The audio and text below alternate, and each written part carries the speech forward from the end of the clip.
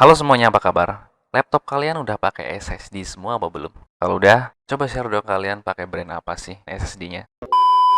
Gue baru bisa bikin konten ini karena gue udah ngalamin dan udah banyak yang terjadi nih. Ya mungkin pemakaian sekitar 2 sampai 3 tahunan lah, bahkan mungkin ada yang setahun. SSD-nya udah rusak.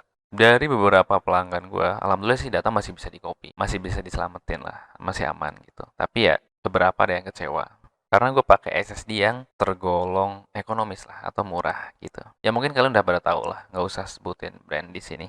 Kalau kita lihat sejarah ya di Google, sebenarnya SSD ini kan udah ditemukan dari tahun 90-an ya. Waktu itu kalau nggak salah dari SanDisk. Nah, kalau untuk di pelanggan gua, di kalangan gua, itu baru rame SSD itu sekitar 2019, 20, 21 ya, sekitar segitulah. Yang nggak tahu karena baru ada request di tahun segitu untuk kalangan gue ya. Gue nggak tahu kalau untuk kalian yang nonton mungkin udah lebih awal. Itu karena gue waktu kuliah itu belum pakai SSD juga.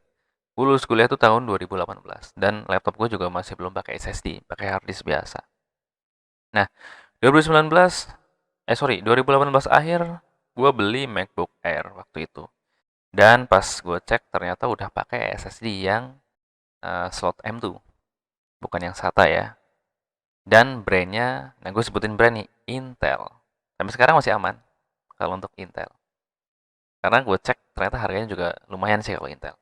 Ngomongin Intel, sampai sekarang masih bagus artinya masih awet dong. Nah, kita cek aja di Google teman-teman ya, SSD yang direkomendasikan dan yang paling awet menurut EI itu apa. Oke, kita cek.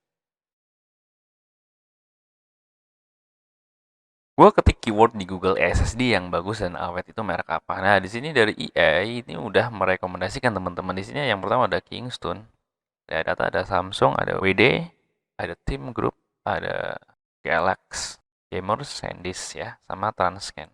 Nah, dari data ini pasti akan beda-beda. Kalau keywordnya beda, pasti dia akan beda. Dari Kingston gue udah pernah pakai dan sampai sekarang alhamdulillah masih aman, nggak ada komplain.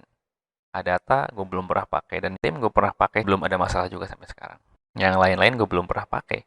Kita cek harganya nih teman-teman. Terus ada juga sebenarnya rekomendasi itu ada Sigit ya. Sigit itu juga bagus dan harganya juga lumayan teman-teman. Kita cek di sini Shopee aja deh di online store ya.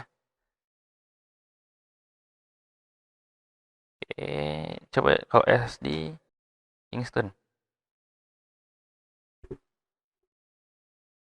Kita cek di sini Kingston 512 GB 410. 410-an ya. Oke. Samsung, nah ini Samsung 500 GB. WD 500 GB 390. Oke. Oke. Harganya ya standar segitu ya. Oke. Tim Group coba ya. SSD Tim Group.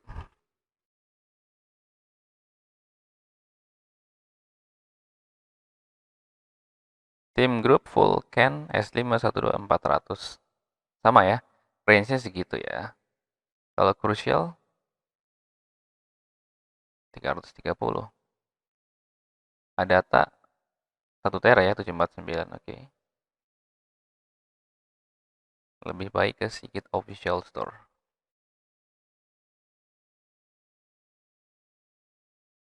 Oke. Sini kita cari SSD. Oke. Sini kita cek. Ini yang SATA ya. SATA biasa. Ini 480 GB harganya 750 teman-teman. Beda kan? Sama yang biasa tadi ya, sorry. Kalau Sigit jujur gue belum pernah pakai ya, karena dari user pun dari pelanggan nggak pernah ada yang minta. Karena ya itu harganya mahal. Kebanyakan tuh yang sekarang dipakai yang kayak di pasaran kayak RX7, Kingston, oke lah masih masuk, sama Vigen. Itu kan yang paling banyak tuh di pasaran. Sama ada juga waktu itu Cube Gaming juga ada. Ya pokoknya yang SSD yang harganya terjangkau lah ya. Gue ngomong murah tapi terjangkau. Nah, kita pakai 2-3 tahun ternyata beberapa ya gitulah. Gue banyak yang komplain gitu dengan SSD yang harganya terjangkau itu. Gue bisa ngomong begini karena gue udah ngalamin. Yang gue nggak tahu apa mungkin lagi apes atau mungkin teman-teman ada yang pakai tapi bisa awet. Ya, gue nggak tahu juga. Nah, sekarang gue bandingin data ya. Gue di sini pakai tools namanya Harddisk Sentinel.